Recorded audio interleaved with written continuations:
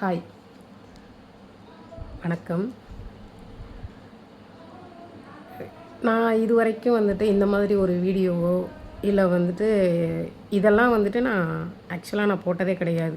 இப்போ நான் எதுக்காக போடணுங்கிற அந்த ஒரு எண்ணம் எதுக்கு வந்துச்சுன்னா, தமிழ்நாட்டில் நடக்கக்கூடிய அரசியல் சூழ்நிலை இப்போதைக்கு வந்துட்டு இந்த தேர்தல் அப்படிங்கிறது வேர்ல்டு லெவலில் வந்துட்டு எல்லாருமே ஒரு கூர்ந்து பார்க்கக்கூடிய ஒரு தேர்தலாக தான் இருக்குது. அதுக்கு காரணம் என்னென்னா, ஒரு புதிய அரசியல் கட்சி வந்துட்டு வருகை தந்திருக்கு. ஓகே, ஒரு அரசியல் கட்சி ஆரம்பிக்கிறதுங்கிறது தமிழ்நாட்டில், அதாவது இந்தியாவிலேயே யாருக்கு வேணாலும் உரிமை இருக்குது. அது ஜனநாயக உரிமை, அதை மறுப்பதற்கு இங்கே இடமில்லை. ஆனால் ஒரு கட்சியை ஆரம்பித்து ஒரு வெளியில் வந்து மக்கள்கிட்ட ரீச் ஆகணும் அப்படின்னு சொன்னாக்க ஒரே ஒரு விஷயந்தான், ஒரு சிம்பிளான ஒரு விஷயம். நாகரிகமான அரசியல் பண்ணுங்க. யாராவது ஒரு தலைவர் வந்து நாகரிகமான அரசியல் பண்ணுவாங்கங்கிறது தான் மக்களுடைய எதிர்பார்ப்பு. பட் அதை வந்துட்டு 200% உடைச்சிட்டாங்க. மீன்ஸ் எப்படி அப்படின்னாக்க, எல்லாத்துக்குமே திமுக தான் காரணம் அப்படின்னா, ஏன் அவங்க செஞ்சது நல்லது பல விஷயங்கள் இருக்குது. இன்றைக்கி எடுத்துக்கிட்டிங்க அப்படின்னா, கிராமப்புறத்துலலாம் போய் பார்த்தீங்க அப்படின்னு சொன்னாக்க ரோடு அதாவது நான் சின்ன பிள்ளையாக இருக்கும்போது ரோடு கிடையாது. தண்ணிக்கே நாங்கள் வந்து கிட்டத்தட்ட ஒரு 2 கிலோமீட்டர் கிட்டத்தட்ட தண்ணி போய் பிடிக்கணும். இருட்டில் தான் இருந்தோம். அதாவது நாங்கள் இருந்தது வந்துட்டு பார்த்திங்க அப்படின்னு சொன்னாக்க, ஒரு ரோட்டோரத்தில் இருக்கக்கூடிய ஒரு புறம்போக்கு நிலத்தில் தான் நாங்கள் இருந்தோம்.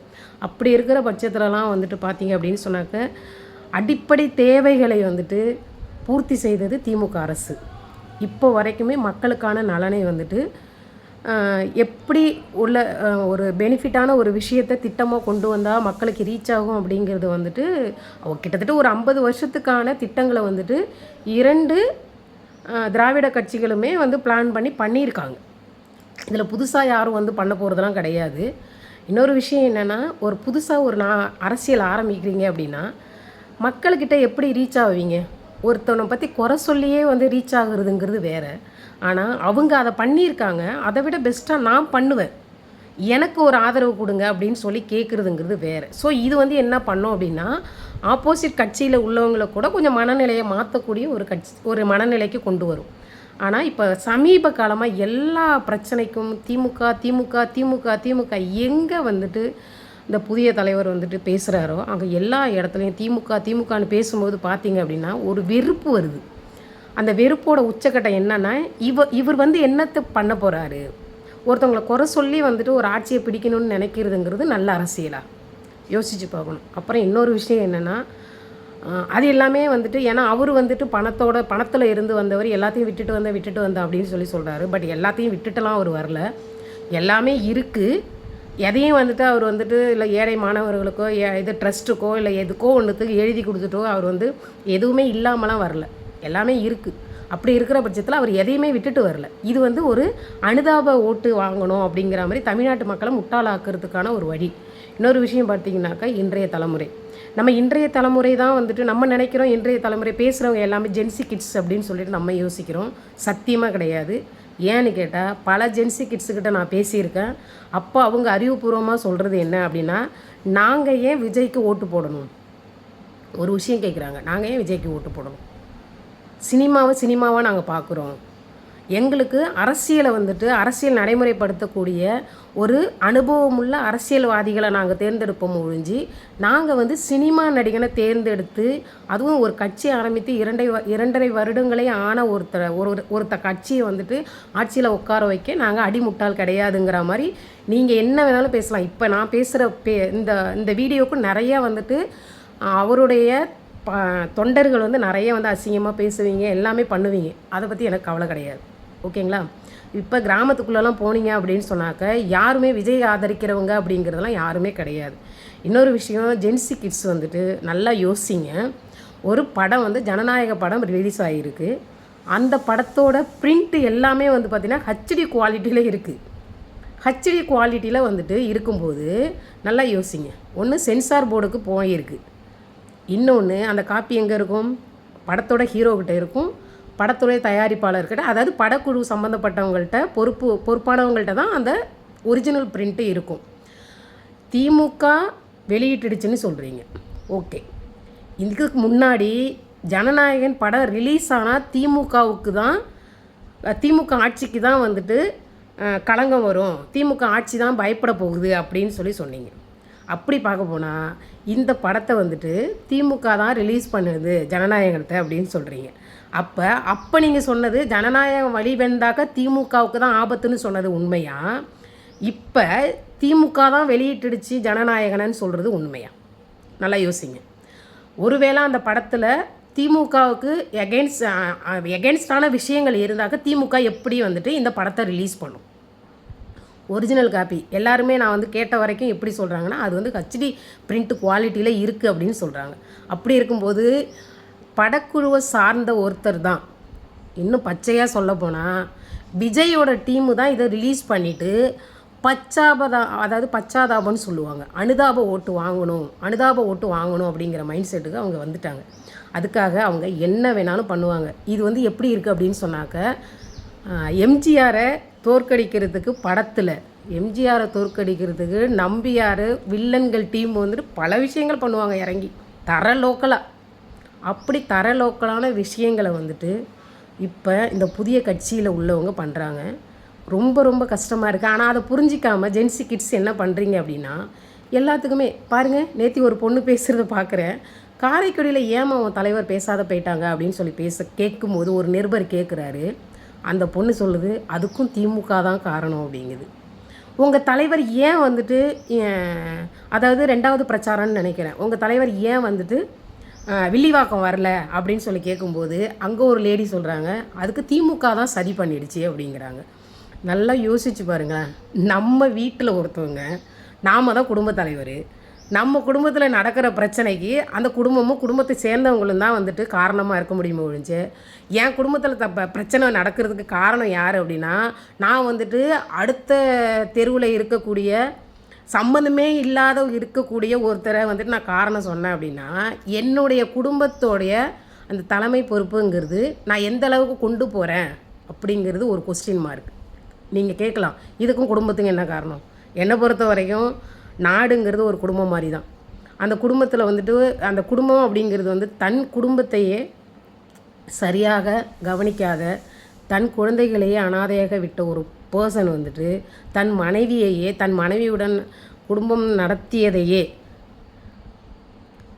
தன் மனைவியிடம் குடும்பம் நடத்திய அந்த வாழ்க்கையே ஒர்த் இல்லைன்னு சொன்ன ஒரு பர்சனு பெண்களுக்கு பாதுகாப்பு கொடுப்பாங்கன்னு சொல்கிறது எவ்வளோ ஒரு அடிமுட்டாள்தனம். நல்லா யோசிச்சு பாருங்கள்.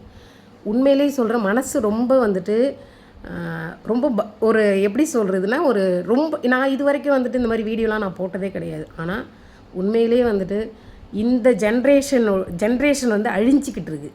இந்த ஜென்ரேஷன் வந்து அழிஞ்சிக்கிட்டு இருக்குது. இவங்களை எப்படி வந்துட்டு இவங்களை எமோஷ்னலாக வந்துட்டு இவங்க வந்துட்டு அஃபெக்ட் பண்ணுறாங்க, எமோஷ்னலாக இவங்களை தூண்டி விடுறாங்க.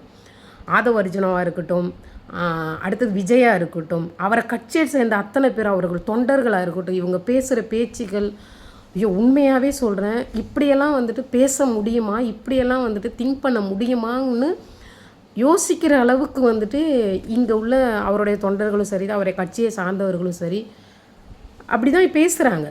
ஆனால் அவர் என்ன சொல்கிறாரு, நான் ஊழல் இல்லாத கட்சியை உருவாக்குவேன் அப்படின்னு சொல்லிட்டு சொன்னார். அவருடைய வேட்பாளர்கள் பார்த்தீங்க அப்படின்னு சொன்னாங்க, கிட்டத்தட்ட ஒரு 40-45 தொகுதியில் எல்லாமே அதர் கட்சியிலேருந்து வந்த வேட்பாளர்கள் தான். இதில் வந்துட்டு ஒரு காமெடியான விஷயம் என்னென்னா, வேட்பாளர்களை அறிவிச்சிட்டு அவர் ஒரு உறுதிமொழி எடுத்தார் பாருங்க, நாங்கள் வந்துட்டு ஊழல் செய்ய மாட்டோம் அப்படின்னு சொல்லிட்டு. அது ரொம்ப காமெடியான ஒரு விஷயம். என்னென்னா, எல்லாருமே வந்து ஓரளவு பார்த்தீங்க அப்படின்னு சொன்னாக்க, கண்டிப்பாக ஓட்டு வந்து யாருக்கு வேணாலும் போடலாம், கட்சி யார் வேணாலும் ஆரம்பிக்கலாம். ஆனால் மக்களாகிய நாம் வந்து சிந்திக்கணும். ஒரு சின்ன பிரச்சனைக்கு, கரூர் பிரச்சனைக்கும் அவர் திமுகவை தான்.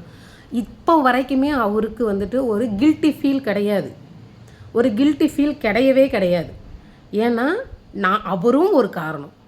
கரூர் பிரச்சனைக்கு அவர் மட்டுமே காரணம்னு நான் சொல்கிறேன், பட் அவரும் ஒரு காரணம். இது வரைக்கும் தார்மீக பொறுப்பு அப்படிங்கிற ஒரு விஷயத்தை, ஒரு ஜென்யூனான விஷயத்தை அவர் ஏற்றுக்கிட்டதே கிடையாது. சரிங்களா? எல்லா பிரச்சனைக்குமே அதாவது எலெக்ஷன் கமிஷன் வந்து பர்மிஷன் கொடுக்கலனாலும் திமுக காரணங்கிறாரு. சரிங்களா? ஒரு சின்னதாக வந்துட்டு ஒரு பாட்டில் எரிஞ்ச ஒரு நிகழ்வு நடக்குது, அது பெண்கள் மேலே பாட்டில் எரிகிறாங்க, ரொம்ப கண்டிக்கத்தக்க ஒரு விஷயம் அது. அந்த கூட்டத்தில் அந்த பாட்டில் எரிஞ்சது யார் என்னன்னு தெரியறதுக்குள்ளேயே ஆதவ அர்ஜுனா என்ன பண்ணுறாரு, திமுக தான் சதி பண்ணிடுச்சு அப்படின்னு சொல்லிட்டு ஒரு குற்றச்சாட்டை வைக்கிறாரு. இது எல்லாத்துக்கும் நாங்கள் என்ன சொல்கிறோம் அப்படின்னா, ஜனநாயகனை வெளியிட்டு நீங்கள் அனுதாப ஓட்டு வாங்குறதுக்கு பதிலாக நீங்கள் சொல்கிற மாதிரி கரூர் பிரச்சனைக்கு செந்தில் பாலாஜி தான் வந்துட்டு சதி பண்ணார் அப்படின்னு சொன்னீங்க. அதுக்கான ஆதாரம், ஏன்னா உங்களுடைய அந்த கேரவனை சுற்றி கேமரா இருந்திருக்கு. கேரவனுக்கு அதாவது ட்ரோன் கேமரா வந்து பல நூற்றுக்கணக்கில் வந்து பறந்துருக்கு. அது இல்லாமல் பல யூடியூபர்ஸ் போய் வந்துட்டு வீடியோ எடுத்திருக்காங்க. ஒவ்வொரு உங்களை பார்க்க வந்த ஒவ்வொரு தொண்டர்கள் கையிலையும் இப்போ இருக்கிற ஸ்பெஷாலிட்டியோட உள்ள கேமரா மொபைல் இருக்குது. ஸோ யாரோடைய பதிவுலையாவது வந்துட்டு கழுத்தை நெரிச்சிட்டாங்க, வந்துட்டு இது துண்டை போட்டு இருக்குனாங்க, கழுத்தில் ஏறி மிதித்தாங்க, ஊசி போட்டாங்க, இதெல்லாம் சொன்னாங்க. இதுக்கான பதிவு ஏதாவது ஒன்று இருந்துச்சுன்னா வெளியிடுங்க. ஏன் வந்துட்டு அப்போ வந்துட்டு உங்களுக்கு வந்துட்டு மக்கள் வந்துட்டு ஓகே உங்கள் பக்கம் நியாயம் இருக்குங்கிறத நாங்களும் வந்துட்டு நம்புவோம். நான் எதுவுமே எந்த ப்ரூஃப்மே இல்லாமல் எல்லாத்துக்குமே திமுகன்னு காரணம்னு சொல்லும்போது உண்மையிலேயே வந்துட்டு இது ஒரு நாகரிகமான அரசியலா, இது வந்து சரியான அரசியல் முறையா அப்படிங்கிறது எங்களுக்கு உண்மையிலேயே வந்துட்டு சந்தேகமாக இருக்குது. தயவுசெய்து இந்த வீடியோங்கிறது நான் போட்டது வந்துட்டு தயவுசெய்து இங்கே யாரும் வந்து கதறாதீங்க. யாருமே எனக்கு தப்பான கமெண்ட் பண்ணிங்கன்னா கண்டிப்பாக வந்துட்டு நான் போலீஸில் நடவடிக்கை எடுக்க வைப்பேன். இதில் யாரையும் நான் அசிங்கப்படுத்தியோ இல்லை வந்துட்டு சிறுமைப்படுத்தியோ நான் பேசலை. நாட்டில் என்ன நடக்குது, மக்களுடைய மனநிலை எப்படி இருக்குது அப்படிங்கிறத நான் பேசியிருக்கேன். தயவுசெய்து இந்த வீடியோவில் வந்து யாரும் வந்துட்டு அசிங்கமான வார்த்தையெல்லாம் யூஸ் பண்ணினீங்க அப்படின்னா கண்டிப்பாக நீங்கள் போலீஸ் ஸ்டேஷனுக்கு போயிடுவீங்க. அதை மட்டும் தெளிவாக சொல்லிக்கிறேன். எல்லாருக்கிட்டேயும் வந்துட்டு பேசுகிற மாதிரி இங்கே எங்கள்கிட்ட வந்து பேசக்கூடாது. நீங்கள் வந்து பெண்களுக்கு பாதுகாப்பு கொடுக்குறேன், அது கொடுக்குறேன், இது கொடுக்குறேங்கிற லட்சணம்லாம் ஜூலியை வந்து என்ன மாதிரிலாம் வந்துட்டு நீங்கள் ட்ரிகர் பண்ணுறீங்க, சரிங்களா?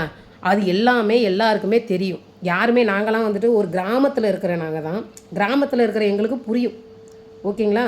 நாங்கள் வந்து அந்தளவுக்கு வந்துட்டு யோசிக்காத வந்துட்டு அப்படிலாம் கிடையாது. நான் இப்போயும் சொல்கிறேன், விஜய் ஒரு வேளை நல்ல அரசியல் பண்ணுனா நாங்களும் ஓட்டு போடுவோம். பட் அவர் பண்ணுறது நல்ல அரசியல் கிடையாது, சரிங்களா? அவர் அரசியல் படுத்தப்படணும். இன்னும் வந்து அவர் அரசியல் கற்றுக்கணும், அரசியல் எப்படி பேசுகிறதுங்கிறத கற்றுக்கணும். எல்லாருக்கும் மாற்றுன்னு சொல்கிற ஒரு பர்சன் வந்துட்டு என்னை பொறுத்த வரைக்கும் திமுக அதிமுக இவங்கெல்லாம் வந்துட்டு இந்த வேட்பாளர்கள்லாம் வந்து பேசுகிற மாதிரி தான் விஜயும் பேசுகிறாரு. விஜய் ஒன்றும் மாற்றுலாம் கிடையாது, இதெல்லாம் ஏமாற்று வேலை. மாற்றம் அப்படிங்கிறது இவர்கிட்டேருந்து வரணும். இவரே சரியான பர்சன் கிடையாது. இவருடைய வேட்பாளர்களை வந்து ஆதரித்து பேசும்போதோ இல்லை இவர் வெளியில் வந்து பேசும்போதோ இவர் சரியான வார்த்தையை பேசலை. அப்படி இருக்கும்போது இவரோட ஃபுல் மோட்டிவ் என்ன அப்படின்னு சொல்லி பார்க்கும்போது பார்த்தீங்க அப்படின்னு சொன்னாக்க திமுக மேலே ஒரு தவறான ஒரு பதிவை வந்துட்டு இந்த ஜென்ரேஷனுக்கு கொண்டு போய் சேர்க்கணும் அப்படிங்கிற ஒரே மோட்டிவேஷன் மட்டும்தான் விஜய்க்கு வந்துட்டு கொடுக்கப்பட்டிருக்கிற அசைன்மெண்ட்டே என்னமோ அப்படிங்கிற மாதிரி எங்களுக்கு ஒரு சந்தேகம் வருது. ஏன்னா ஒரு இடத்துல கூட அவர் ஆக்கப்பூர்வமான இல்லை நான் அரசியலுக்கு வந்ததுக்கப்புறம் இதெல்லாம் நான் பண்ணுவேன் அப்படிங்கிற மாதிரி எந்த இடத்துலையுமே அவருடைய ஸ்பீச் இருந்தது கிடையாது. நீங்களே வந்துட்டு அப்படி என்னை திட்ட வரீங்க அப்படின்னா முதல்ல உங்கள் தலைவன் பேசின வீடியோ எல்லாத்தையும் பார்த்துட்டு வந்துட்டு என்கிட்ட வந்துட்டு உங்களுடைய வன்மத்தை கொட்டுங்க, சரிங்களா? அதுக்கெல்லாம் நான் கவலைப்படுற ஆள் கிடையாது, ஓகேங்களா?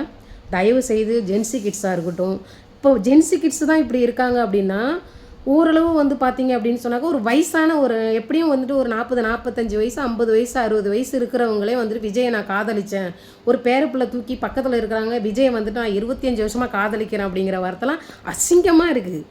தமிழ் கலாச்சாரத்தை நினச்சாவே உண்மையிலே சொல்கிறேன் ரொம்ப அசிங்கமாக இருக்குது. இந்த மாதிரி வந்துட்டு என்னுடைய கலாச்சாரங்கிறது வந்துட்டு வேர்ல்டு லெவலில் வந்துட்டு தமிழக கலாச்சாரங்கிறது உலக அளவில் பேசக்கூடிய ஒரு கலாச்சாரம். இன்றைக்கி விஜய் வந்த பிறகு தான் ஒவ்வொரு பெண்களுடைய பேச்சும் அவர்களுடைய வந்துட்டு நடவடிக்கையும் பார்க்கும்போது இது கலாச்சார சீரழிவுங்கிறது வந்துட்டு இவ்வளோ உருவாக்கி வச்சுருக்காரா அப்படின்னு யோசிக்க தோணுது. எப்படி அவரை ஆதரிக்க முடியும்? ஒரு பெண் வந்துட்டு தன்னுடைய சகோதரனாகவும் நான் பார்ப்பேன், என்னுடைய கூட பிறந்தவனாகவும் நான் பார்ப்பேன் அப்படிங்கிறது வேறு. தன் சகோதரனாக பார்க்கக்கூடிய ஒருத்தனுக்கு நான் மனைவியாக கூட இருப்பேன், பொண்டாட்டியாக கூட இருப்பேன்னு சொல்கிறதுங்கிறது எப்படி ஏற்றுக்க முடியும்? இன்னொரு லேடி சொல்கிறாங்க, நான் நினச்சேன் விஜய் ஆசைப்பட்டாக்க என்னுடைய கணவர் கூட விஜய் கூட அனுப்பி வைப்பார் அப்படின்னு சொல்கிறாங்க. இதெல்லாம் எப்படி ஏற்றுக்க முடியும்? எப்படி நீங்களாம் வந்துட்டு அவர்களுடைய கணவர்கள் அவருடைய ரிலேட்டிவ் யாருமே கிடையாதா? தன்னுடைய குழந்தை ஐசியூவில் இருக்கும்போது வந்துட்டு ஐசியூவில் இருக்காங்க, அதை விட்டுட்டு நான் விஜயை பார்க்க வந்தேன்னு சொல்கிறதுலாம் நாகரிகத்தின் உச்சக்கட்ட கேவலம் இல்லையா? முடியல. Thank you friends.